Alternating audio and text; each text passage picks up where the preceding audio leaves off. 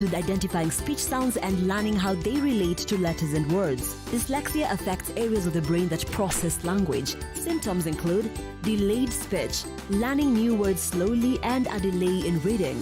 These legends made it, and so can your child.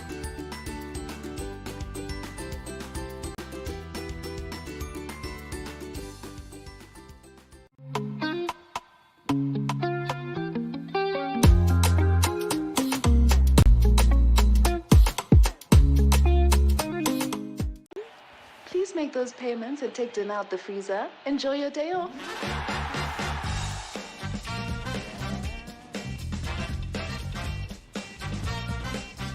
Hey. How was your day? Great. Did you pay the bills? Abby did it. And the plumber? Abby did it. Send money to your mom? Abby did it. Who's Abby? Bank on WhatsApp with Abby, your 24/7 digital personal banker. Another digital innovation that gets things done. That's Africanacity. That's ABSA. Did you take dinner out the freezer?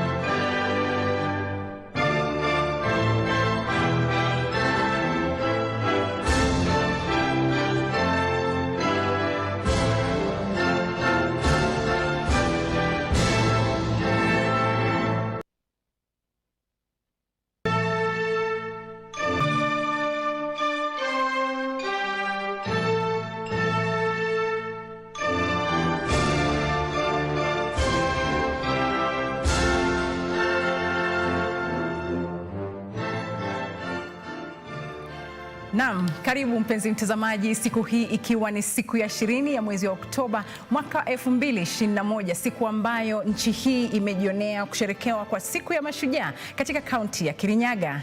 Afueni kubwa katika sherehe hii ya siku ya leo ni kwamba curfew imeweza kuondolewa. Na kumekuwa na hotuba ya Rais Uhuru Kenyatta pamoja na viongozi ambao waliweza kufika katika hafla hiyo, ikizingatiwa kwamba Rais Uhuru Kenyatta aliweza kushughulikia masuala mengi kuhusu miradi, ikiwa ni mambo tu ambayo aliweza kugusia hapa na pale kwa ajili ya kufanikisha sherehe ya siku hiyo. Sijui ni kipi viongozi wengine ambao waliweza kuzungumzia katika siku ya leo? Kuna mambo mengi tu Lameki, ikiwemo hotuba ya makamu wa rais, naibu wa rais Daktari William Ruto, lakini mambo ambayo tutakujia nayo taarifa zaidi baada ya kupata vidokezo. By the authority vested in me as president, I hereby order and direct that the nationwide dusk to dawn curfew that has been in effect from the 27th of March 2020 be and is hereby vacated with immediate effect. Wakenya wafurahia baada ya Rais Uhuru Kenyatta kuondoa curfew iliyowekwa mwezi wa Oktoba mwaka 2020.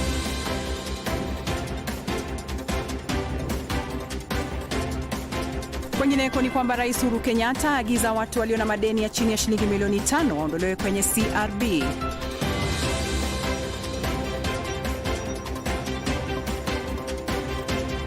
Na Rais Uhuru Kenyatta agiza ujenzi wa madarasa 10,000 mapya kupiga jeki mtaala wa CBC.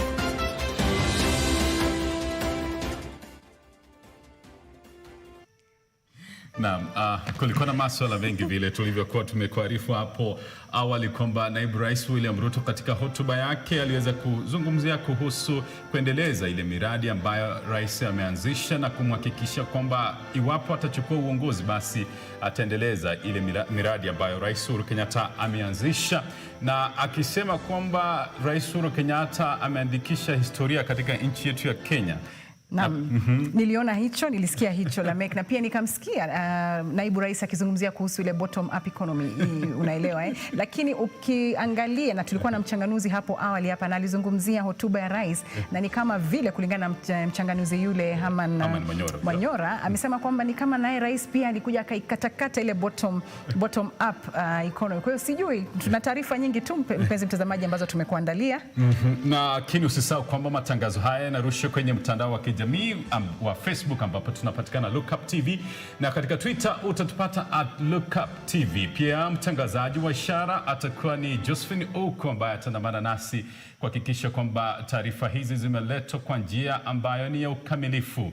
Tukianza taarifa zenyewe ni kwamba mgeni mkuu katika sherehe za leo za mashujaa katika kaunti ya Kirinyaga, Rais Lazarus Chakwera wa Malawi amekuwa na historia fupi katika siasa za nchi hiyo. Kiongozi huyo ambaye amesomea theolojia na amekuwa mhubiri kwa miaka mingi alishinda uchaguzi wa urais mwaka jana katika jaribio lake la 3. Nchi ya Malawi ambayo sasa iko katika harakati za kuzidisha uhusiano na Kenya pia ilishuhudia uchaguzi mnamo mwaka 2020. Calvin Kodalo alituandalia taarifa hiyo. Malawi na Mheshimiwa Bi Monica Chakwera, wageni wetu wa siku ya leo. Tuwapongeze kwa makofi kwa heshima kuu wanapojiunga nasi siku ya leo katika sherehe yetu ya mashujaa. Tuwapongeze kwa makofi Mheshimiwa Daktari Lazarus Chakwera, rais. Kabla ya kuapishwa kwake kama rais wa 6 wa nchi ya Malawi mwezi wa 6 mwaka jana, Rais Lazarus Chakwera alikuwa kiongozi wa upinzani nchini humo tangu alipojitosa katika siasa za kuchaguliwa kwa mara ya kwanza mwaka 2014 alipowania na kushinda kiti cha ubunge mjini Lilongwe na kisha kuwania kiti cha urais baadaye mwaka huo. Muriega andu akinyaga wali.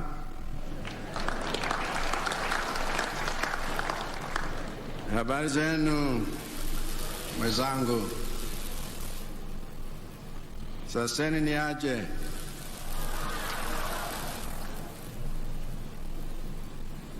Mko poa? Malawi na Kenya ni ndugu. Rais Chakwera aliyepewa jina sawa na Lazaro wa Biblia aliingia uongozini mwa chama cha upinzani wa Malawi Congress Party MCP bila tajriba ya awali katika siasa, akichukua nafasi hiyo baada ya kung'atuka katika nafasi yake kama kiongozi wa madhehebu ya Wapentekosti ya PAG, nafasi ambayo alikuwa ameshikilia kwa miaka 24. Hata hivyo, ushindi wa Chakwera katika uchaguzi wa mwaka jana au kuja kwa urais.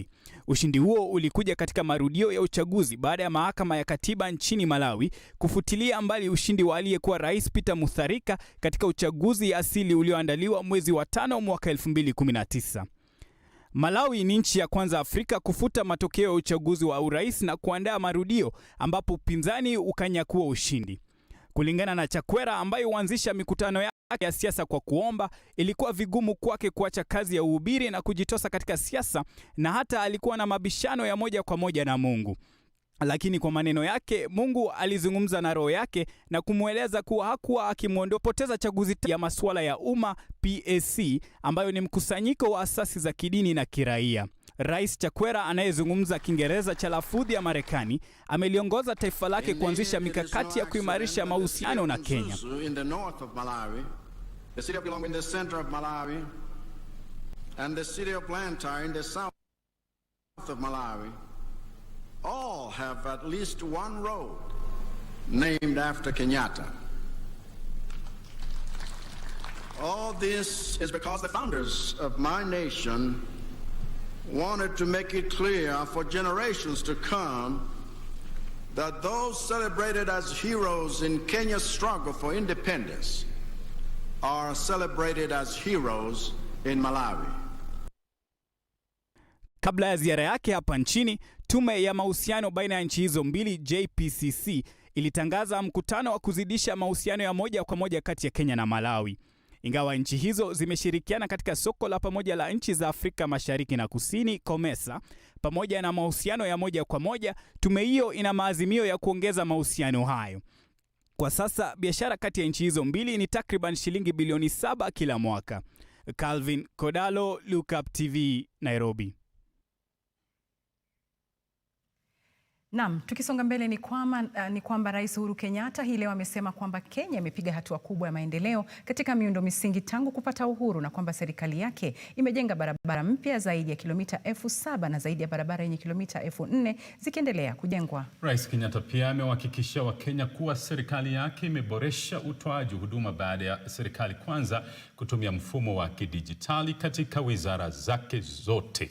Tupate taarifa hiyo.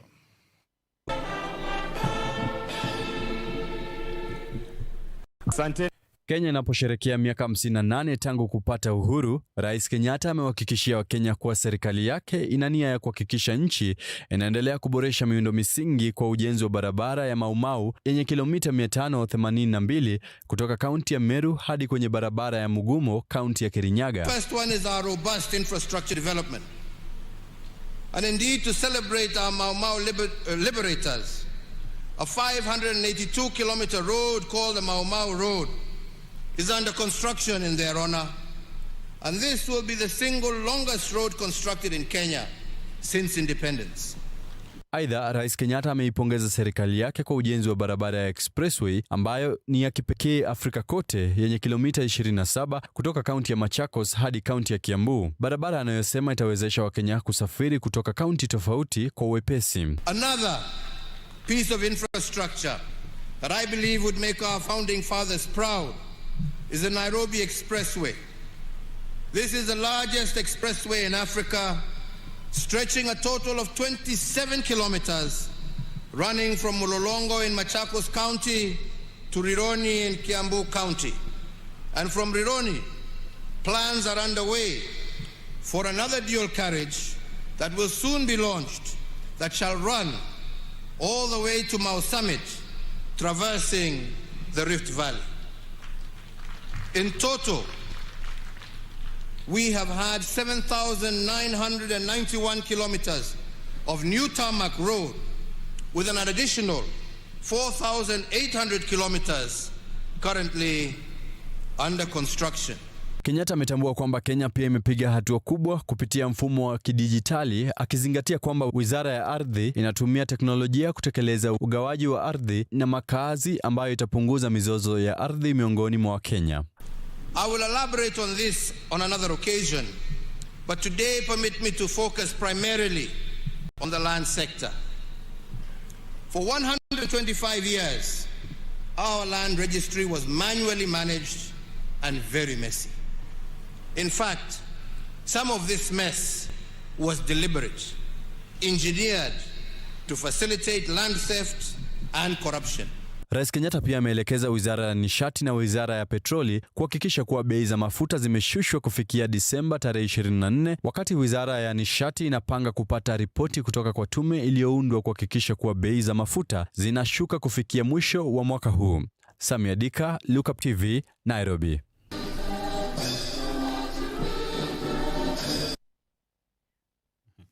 Ni masuala hayo ya sherehe za mashujaa, maana tumefanya haya kimakusudi kwamba tuweze kusherekea pamoja mashujaa siku ya leo. Tukisonga mbele ni kwamba Rais Uhuru Kenyatta hii leo amekariri kujitolea kwa serikali kuweka huduma zake kwenye mfumo wa kidijitali ili kurahisisha utoaji wa huduma za serikali na kupambana na ufisadi. Rais amesema hayo kwenye sherehe za mashujaa kwenye kaunti ya Kirinyaga. Ripoti hii imeandaliwa na Indakwa Were. Kwa mujibu wa kiongozi wa nchi, usajili wa ardhi na raia kwenye mfumo wa kidijitali umepunguza muda wa kufanya shughuli za ununuzi, usajili na kugawa ardhi kutoka miezi 6 hadi saa 40. Rais Kenyatta aidha ameongeza kuwa mfumo wa dijitali kwenye usajili wa ardhi umerahisisha hali ya kupambana na ufisadi kwenye ardhi na kuzuia uchapishaji wa hati miliki bandia. Kenyatta amekariri kujitolea kwa serikali kupigana na ufisadi na kusema kuwa mifumo ya dijitali kwenye usajili wa raia umepunguza uchapishaji wa kadi za utambulisho bandia zinazotumiwa kutekeleza ugaidi. Kenyatta aidha ameongeza kuwa ukusanyaji wa mapato wa kodi kwa serikali utaimarika kwenye mifumo ya kidijitali na kuzuia kupotea kwa mapato kwa njia ya hongo. Aidha, rais ameiamuru Benki Kuu ya Kenya kushirikiana na idara husika kuwaondoa watu wa biashara zilizokopa chini ya shilingi milioni 5 na kuorodheshwa kwenye sajili ya watu walioshindwa kulipa mikopo CRB. Wakopaji hao wataondolewa kwenye sajili ya CRB kwa miezi 12 ijayo ili kuwasaidia wapate mikopo zaidi na kukwamua biashara zao. Naam, Rais Uhuru Kenyatta hii leo ameelekeza hazina ya kitaifa kutoa shilingi bilioni 8 kwa Wizara ya Elimu ili kuwezesha ujenzi wa miundo msingi ikiwemo madarasa yanayohitajika kuendesha mtaala mpya wa masomo wa CBC. Wakati akitangaza mipango 11 ya kufufua uchumi wa nchi kutokana na athari za janga la korona katika hafla ya Mashujaa huko Kirinyaga, Rais ameagiza ujenzi wa madarasa mapya 10,000 yatakayotumika na wanafunzi milioni 1 watakaoingia sekondari nchini ya CBC. Tupate taarifa hiyo ambayo iliandaliwa na Waris Kimathi.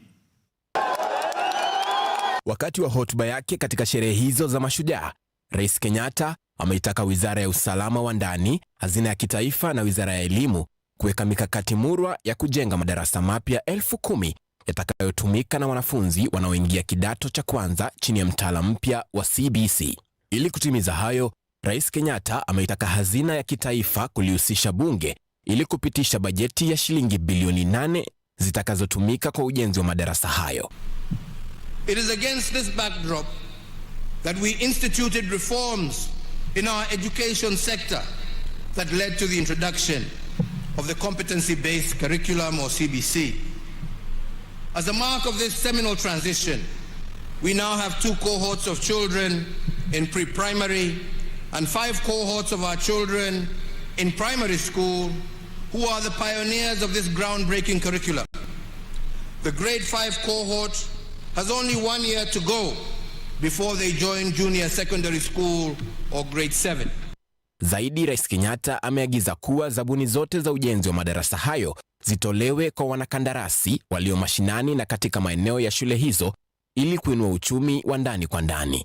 Ametaka malipo yote ya kandarasi hizo kutolewa moja kwa moja kwa wanakandarasi hao. Kenyatta amesema mradi huo utaajiri wa Kenya wengi wenye tajiriba humu nchini na kuweka pesa mifukoni mwa Kenya.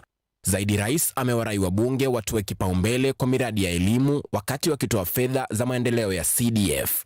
And fellow Kenyans, to address the gap of the remaining 10,000 classrooms across the country, I call upon all members of the National Assembly to stand together in solidarity with our children by prioritizing allocation of the CDF towards school infrastructure.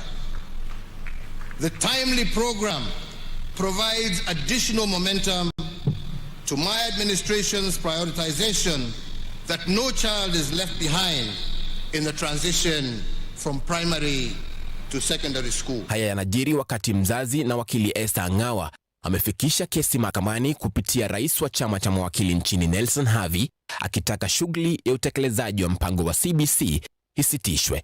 Waris Kimathi, Look Up TV, Nairobi. Naam, shukran sana Waris Kimathi kwa taarifa hiyo. Lamek, utakumbuka kwamba tumekuwa tunafanya taarifa sana kuhusiana na swala hili la mtaala wa CBC ambapo wazazi wengi walikuwa na wasiwasi sana kuhusu mtaala huu. Sasa sijui kama hatua hii ambayo rais ameichukua itaweza kuwapa labda afueni wazazi? Pengine hatua ya kuweza kujenga madarasa 10,000 ambayo yataweza kuafiki ile shughuli nzima ya CBC. Lakini usisahau tena, tunaingia katika muda wa mapumziko, lakini tunarudi pia na taarifa za hotuba ya viongozi, ikizingatiwa kwamba kinara wa ODM naye aliweza kutoa historia jinsi kabila la Wajaluo limeweza kushirikiana ama limeweza kuungana pamoja na kabila la Wakikuyu hapo katika hotuba zao kule katika sherehe za Mashujaa zilizofanyika katika kaunti ya Kirinyaga. Tunaingia katika mapumziko, tunarudi na taarifa hizo, usiende mbali.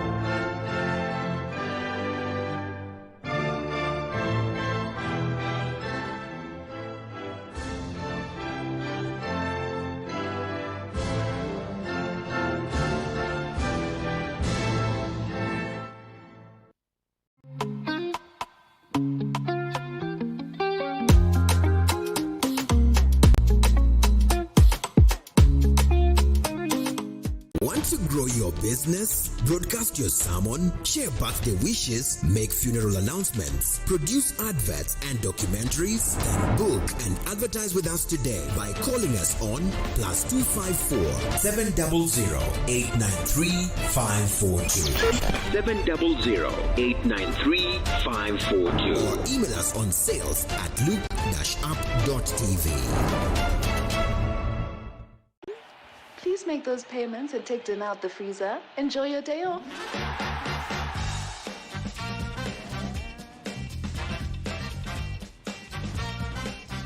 Hey. How was your day? Great. Did you pay the bills? Abby did it. And the plumber? Abby did it. Send money to your mom? Abby did it. Who's Abby? Bank on WhatsApp with Abby, your 24/7 digital personal banker. Another digital innovation that gets things done. That's Africanacity. That's ABSA. Did you take dinner out the freezer? Did you know the world's top icons and legends who have made history are dyslexic?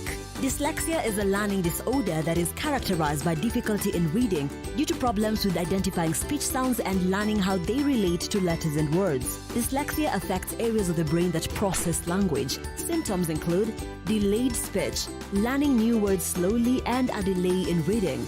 These legends made it, and so can your child.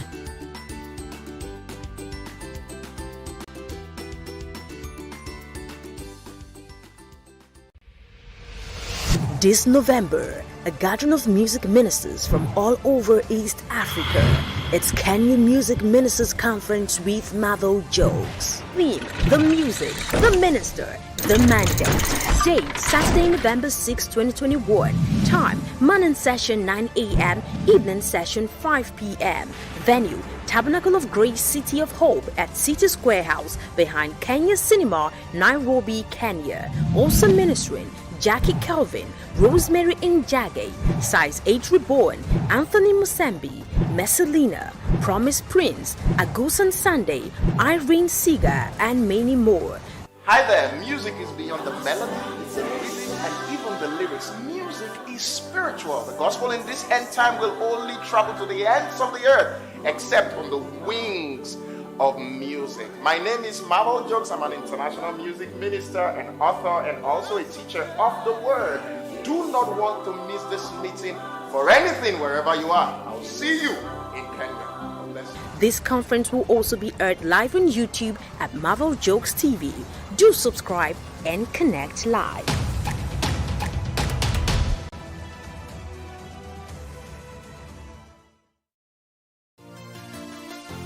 Yeah. Are you looking to turn your passion to purpose? Vera Beauty and Fashion College now brings you online classes at the comfort of your home. We are a TVET-approved institution with over 20 years experience in training competency-based courses in fashion design and creative arts, cosmetology, hairdressing, beauty therapy, interior design in soft furnishings, event decoration and flower arrangement, hospitality and catering, and training of trainers. To enroll, call us today on 0704 577 577 or visit our website at www.verabeautycollege.com. Vera Beauty and Fashion College, a center of excellence. Help me identify a beautiful woman. I never came across one till I got to Vera. It is not about how much I arrange it. It is, can I present Christ to the church? No, we have to bring people to the Jesus who is the Christ.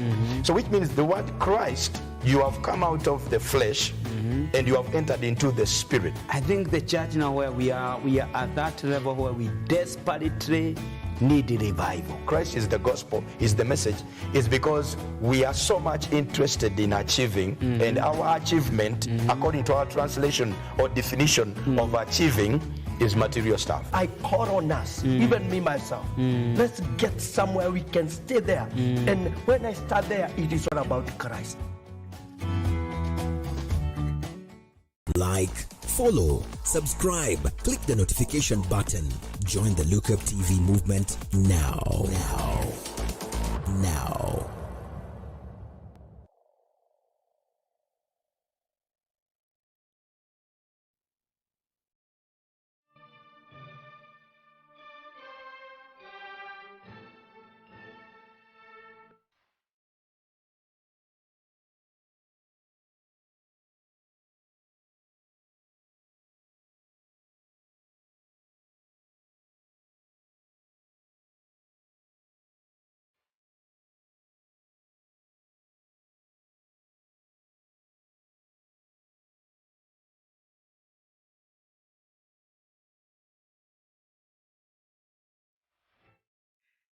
Na karibu tena. Karibu tena katika awamu ya pili ambapo tunaendelea kukupasha na tazama katika mitandao ya kijamii. Anaitwa Karen Dabari anasema kwamba Sali na Lamek, habari nzuri na tazama kutoka Mombasa. Tunashukuru huyu Karen ule. Alafu anasema kwamba Ben Kiboy anasema kwamba hongera kutoka Lamek na Sali na mnatetemesha. Anasema kazi nzuri tu ambayo tunaendelea kufanya katika hapa ndani ya Look Up. Usisahau haya ambayo tulizungumza kwa mara moja kwamba kuzoeana tu. Mazoea mpenzi mtazamaji. Na tukisonga mbele ni kwamba Wakenya wengi wamefurahia kutokana na amri ya Rais Uhuru Kenyatta ya kuondoa kafyu na kufunguliwa kwa uchumi, huku wengi wakipongeza serikali kwa kuwa amri hiyo itasaidia biashara kuinuka. Irene Mwangi alituandalia taarifa hiyo na tuipate kwa kina. Jina naitwa Godwin Masibo, mkaaji wa hapa Amboseli, Lavington.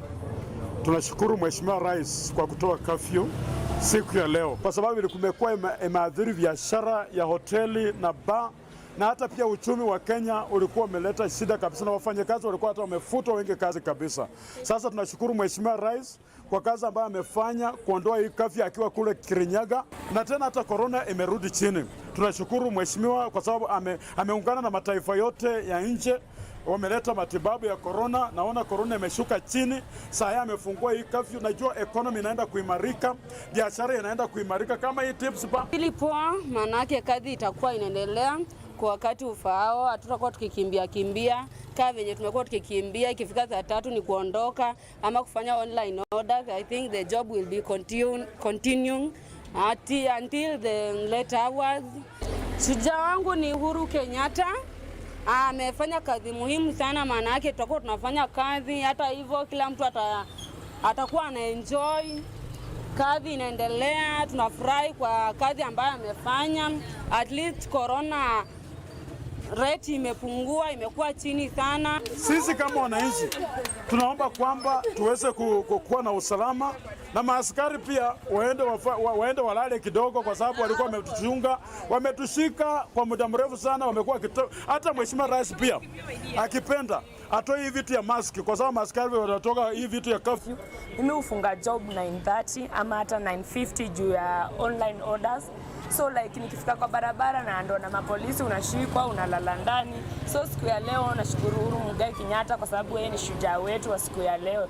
Tunashukuru sana. Hata tutakuwa business yetu itarun juu because customer most wana order food kutoka, wana order like online, hawezi kaa ndani wakakula, lakini leo watakaa. Tunafurahia siku ya leo. Mimi nafanya kazi ya delivery. Nafanya na kampuni ya Glovo.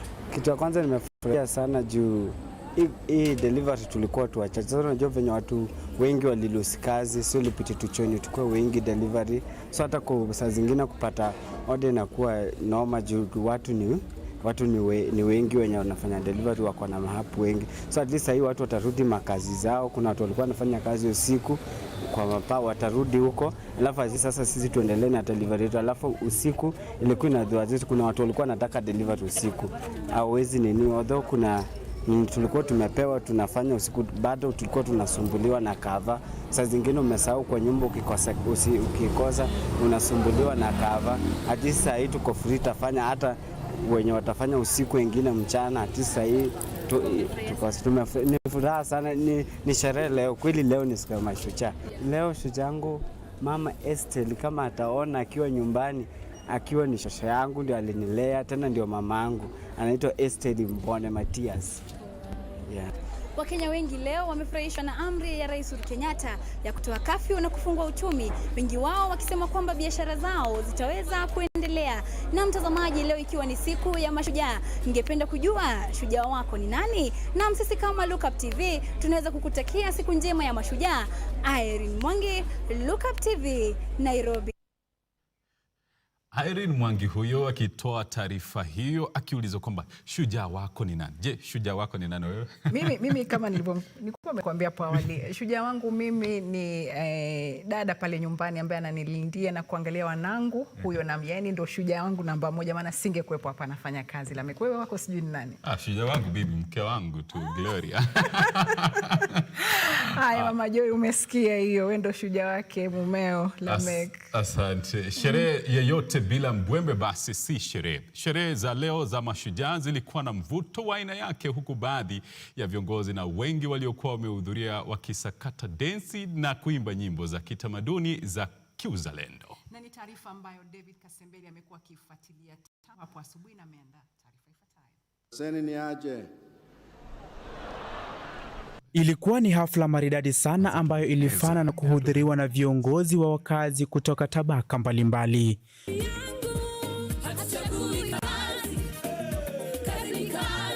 Wengi walitumbuizwa kwa nyimbo za kitamaduni na wachezaji densi. Simama Wakenya wote simama. Simama wewe shujaa simama. Huku viongozi mbalimbali wakipata kuhudhuria hafla hiyo iliyoandaliwa katika uwanja wa Nguru. Wengi wa viongozi walionekana kuacha kando tofauti zao na kuungana, na hata wengine kuonekana kupiga picha pamoja. Kiongozi wa chama cha ODM Raila Odinga alikuwa miongoni mwa wageni waalikwa kufika mapema na alikaribishwa kwa mbwembwe na kelele za sifa kutoka kwa waliokuwa wakihudhuria hafla hiyo. Raila alikaribishwa na viongozi wa OKA akiwemo Gideon Moi, Kalonzo Musyoka, Musalia Mudavadi pamoja na Moses Wetangula, ambao walionekana wakizungumza kwa pamoja licha ya tofauti zao za kisiasa. Kwa heshima, naomba tumkaribishe naibu wa rais, Mheshimiwa Daktari William Ruto na Mheshimiwa Birecho Ruto. Tuwapongeze kwa makofi. Naibu wa rais William Ruto alifika akiwa ameandamana na mkewe Rachel Ruto na alikaribishwa na waliokuwa wamehudhuria hafla hiyo, huku wote wakiwa wamesimama, ishara ya heshima kwa naibu wa rais wa taifa hili.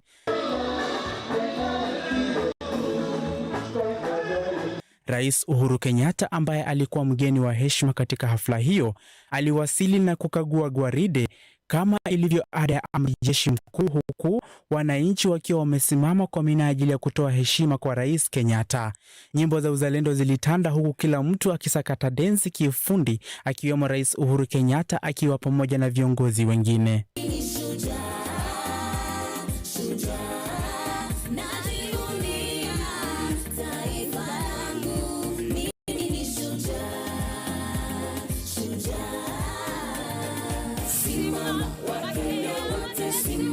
Ingawa Uhuru na Ruto wamekuwa wakitofautiana hadharani kwa masuala ya kisiasa, leo hii wameonekana kuwa wanataniana wakicheka hadharani.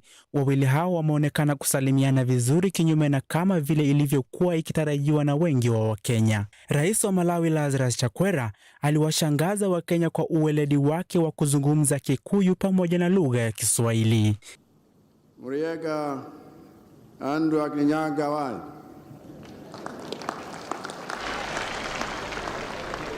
Habari zenu mwenzangu. Saseni ni aje.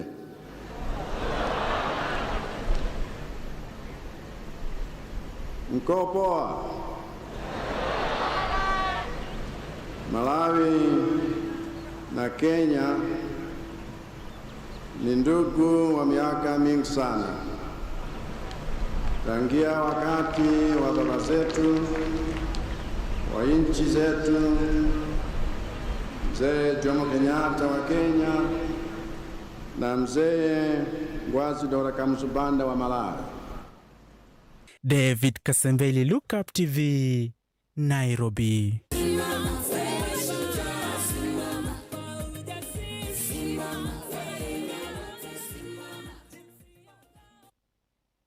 Naam, shukran Kasembeli kwa taarifa hiyo. Na tukisonga mbele ni kwamba Ferdinand Omanyala, Dennis Oliech na mchezaji aliyetamba wa raga Humphrey Kayange ni miongoni mwa mashujaa 220 waliotuzwa kwenye sherehe za kuadhimisha sikukuu ya mashujaa uwanjani wa Nguru katika kaunti ya Kirinyaga. Wengine ni mtangazaji wa ishara wa masuala ya michezo Winnie Adoyo, Ruth Chepngetich miongoni mwa wengine. Tupate taarifa hiyo.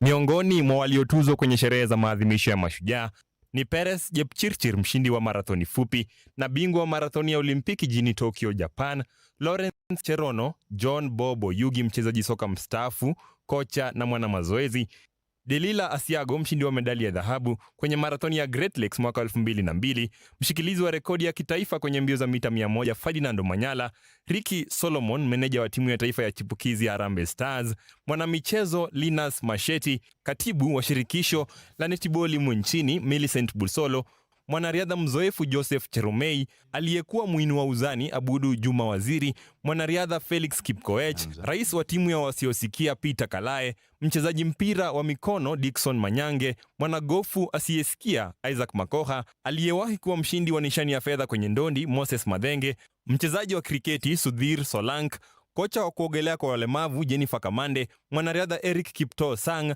Humphrey Kayange, mtangazaji wa lugha ya ishara ya michezo Winnie Adoyo na mchezaji nguli wa soka Dennis Oliech. Alvin Khayumbi, Look Up TV, Nairobi.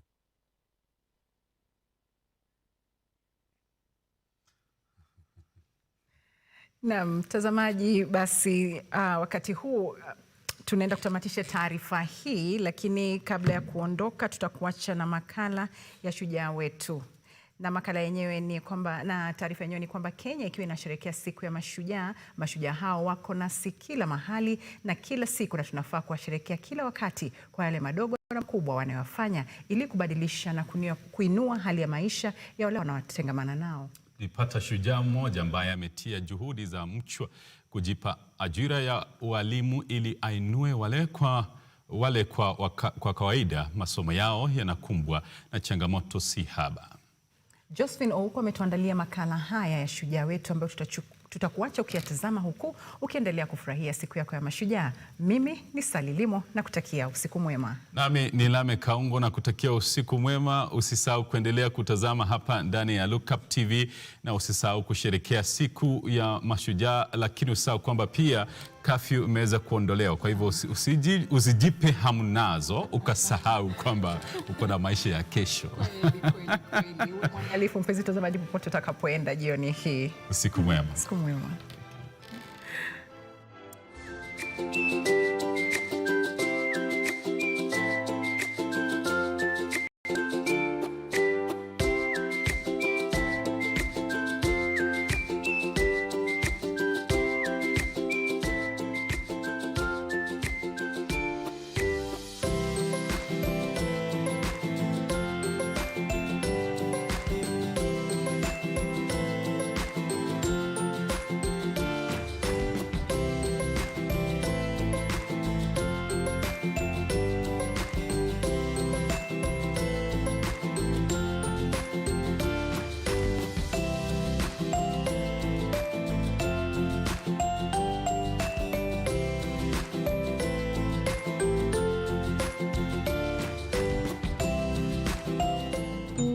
Tushangilie Kenya, taifa letu tukufu, Kenya tunayoipenda. Leo ikiwa ni siku ya mashujaa hapa nchini, tungetaka kukuuliza, je, kwako shujaa ni nani?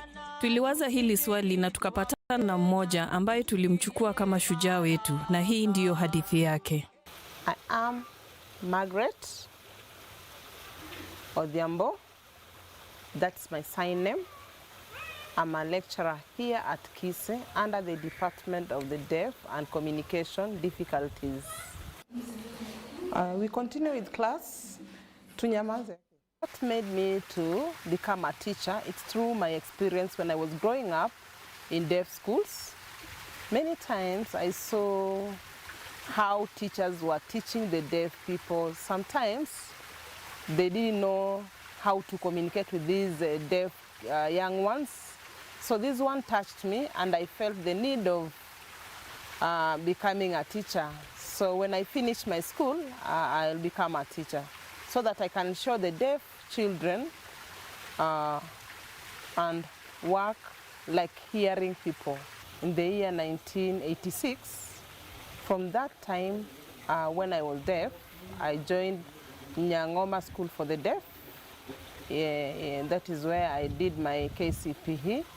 When I finished, I joined Kuja School for the Deaf, where I learned from Form 1 to Form 4. I finished the year 1996. Then I didn't know what to do afterwards. Then my mom told me, we had big sisters and they led me to do tailoring. They told me to go to tailoring school where I learned how to do the tailoring. I went there for 1 month. Then lucky enough, one person from America came to Nairobi and he saw we had many deaf who can access education. So he decided to pick some deaf, 10 of us, to go and do some interview in Gill House around here in Nairobi to learn computer. So I was part of this group. We were trained for 6 months. After that, it was time for me to look for a job. It was shocking that I got another person who told me to go for training where we don't have deaf teachers who can teach the deaf people. So if you qualify, you can go to the deaf college. So they picked different deaf. So I was one of them to go to Kamagambo Teachers Training College. I stayed there for 2 years and we had 10 deaf. I graduated from there. I joined Mumia School for the Deaf. I taught there. As I continued teaching there, I found that college life training did not prepare me enough to do the teaching there. So I applied for KISE training, but they could choose very few people. I was not successful. Then I did away with it. I applied to Kenyatta University. They accepted my application. I went there for 4 years for bachelor education, for degree in special needs education. I graduated in 2011. I continue working, but still I saw that what I got there was not good for me, for the deaf children. We had a lot of challenges on teaching the children, so I applied to Gallaudet University, where I was accepted, and I went there. I did my master's there for 3 years.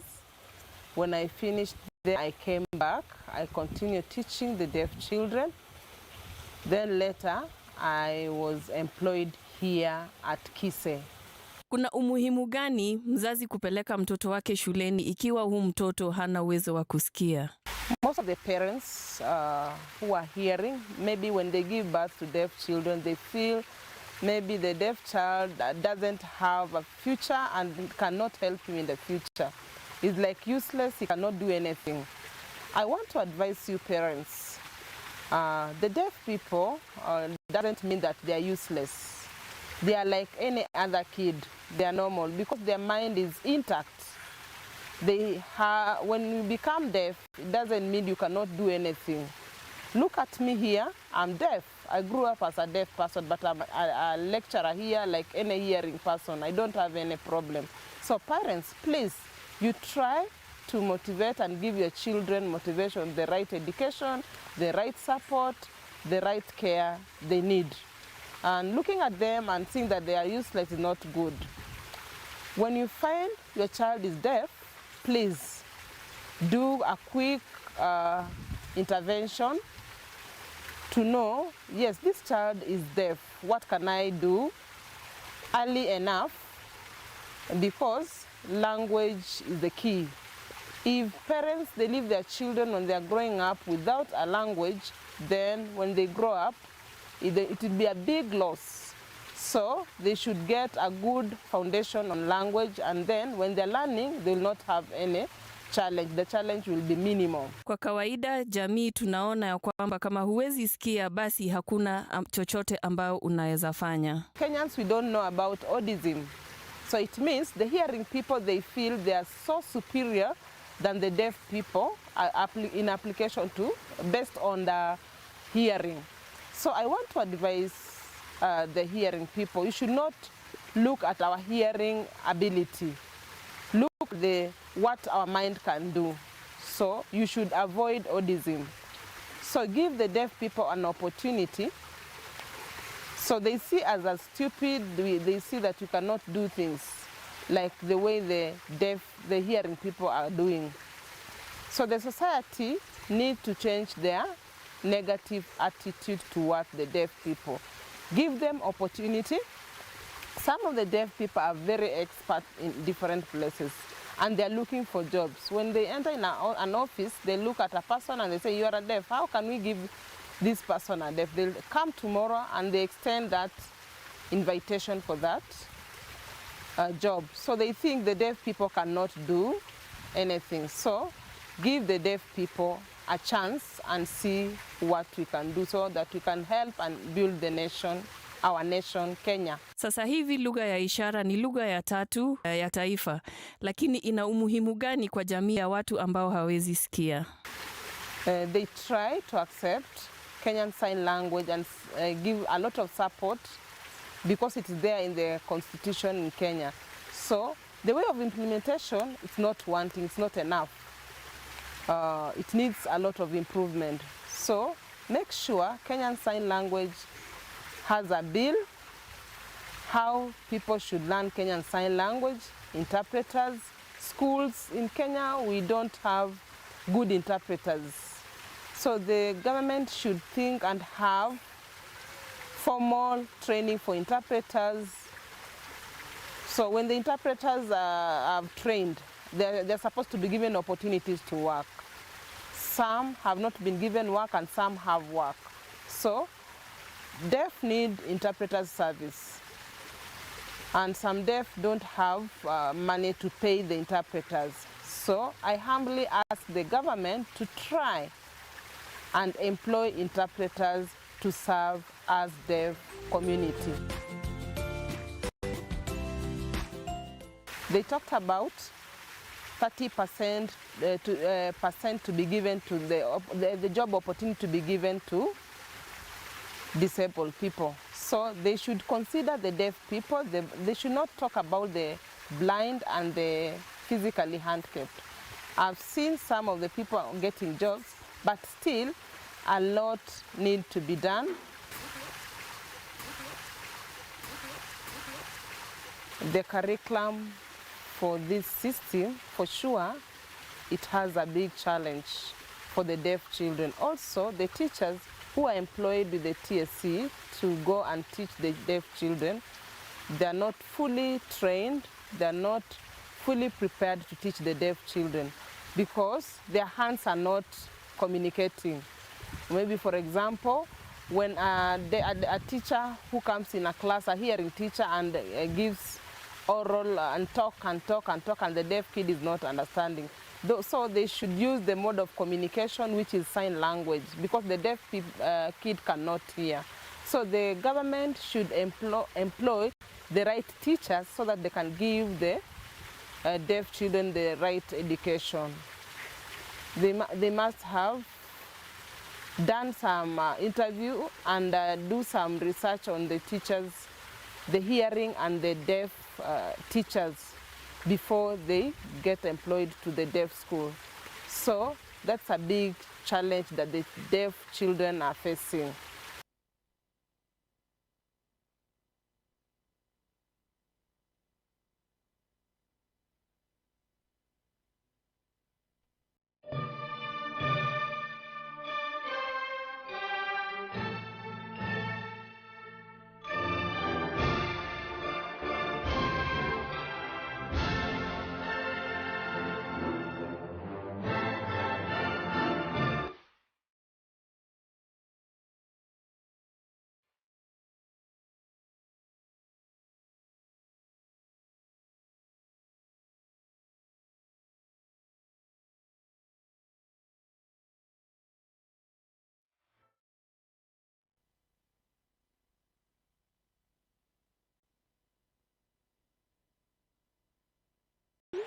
Please make those payments and take dinner out the freezer. Enjoy your day off.